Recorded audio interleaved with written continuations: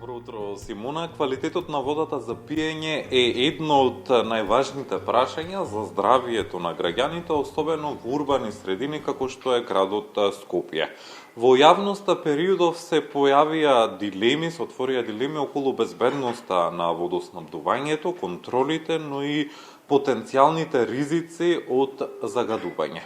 Колку е навистина безбедна водата што ја пиеме и дали има простор за загриженост? Утрово во Македонија наутро разговараме со Емилија Аневска од секторот за санитарна контрола на јавното претпријатие Водовод и канализација. Емилија, добро утро и добре ни дојдовте во утринската програма Македонија наутро. Добро утро, добре дојдовте и вие во нашиот сектор, каде што секојдневно се испитува питката вода. Така. На почеток, колку е безбедна водата за пиење во Скопје, според последните анализи, дали граѓаните имаат причина за загриженост?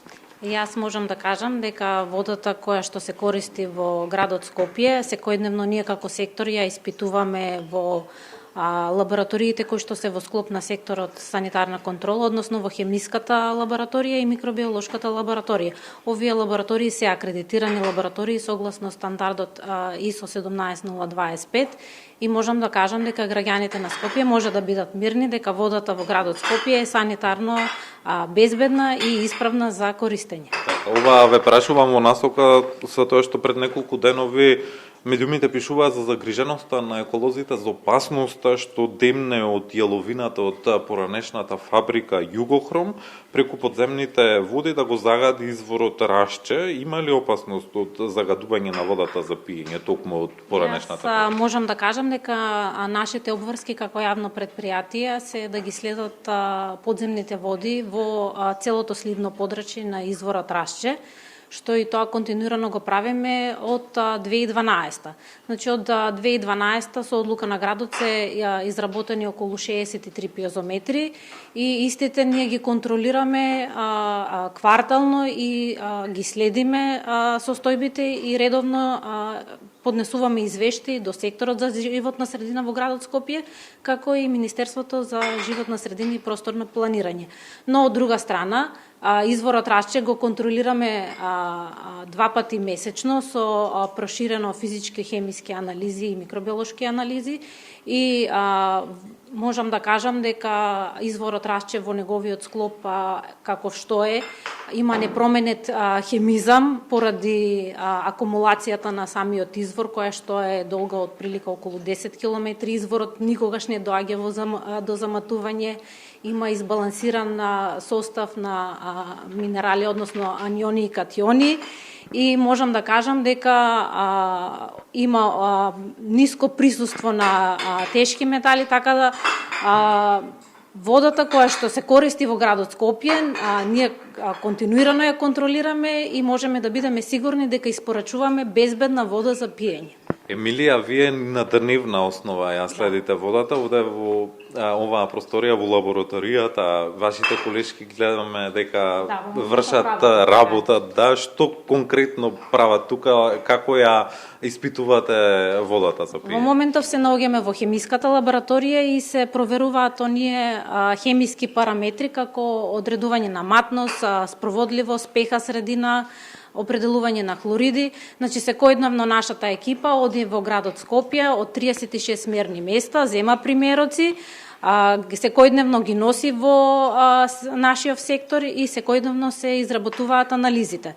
Анализите ние редовно поднесуваме извештаи преку социјалните медиуми за околу исправноста и безбедноста на водата за пиење, а на неделно ниво редовно поднесуваме извештаи до релевантните институции. Емилија, постои ли ризик од загадување на водата поради урбанизацијата на градот?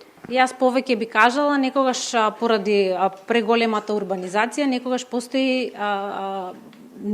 ризик од недостаток на питка вода, затоа што во моментов обслужуваме околу 600.000 граѓани на подрачјето на градот Скопје, да не ги споменуваме оние граѓани кои што редовно транзитираат во градот Скопје. Затоа ние како јавно претпријатие во соработка со градот Скопје редовно работиме на проекти кои што се однесуваат за алтернативни извори за водоснабдување, а тоа се контрола и мониторинг на изворот Врело, изворот патишка кадина и мала река, како и ревитализација на некои одредени бунари кои што се во минатото се користеле и од некоја одредена причина биле запуштени. Тоа е всушност и моето последно прашање за разговорот, освен од Рашче, од кои други извори Скопје се снабдува со вода? Доколку има поголема потрошувачка, тоа е најчесто во летните периоди кога се користат, се вклучуваат во мрежа и бунарите Нерези и Лепенец. Кога се користат, кога се вклучени во водоводната мрежа, ние како сектор редовно земаме примероци од истите и ги контролираме. Така, и за крај на порака да упатиме до нашите гледачи за рационално користење на водата, бидејќи навистина ни е важна и ни е потребна. Јас повеќе би кажала рационално да се користи водата, затоа што имаме благодет да користиме изворска вода, која што можам да кажам дека во нашава држава Македонија, другите градови го немаат тој благодет да користат таква изворска вода, која што не е потребно дополнителен третман, туку едноставно само дезинфекција на сировата вода поради должината на водоводната мрежа. Ви благодарам што утрово бевте дел од Македонија на утро. Ви благодарам и на вас, секоја сте добре дојдени. Утрово во утринската програма на јавниот сервис разговаравме со Емилија Аневска, раководителка на секторот за санитарна контрола на јавното комунално предпријатие Водовод и канализација во Скопје. Зборувавме за квалитетот на водата за пиење во главниот град.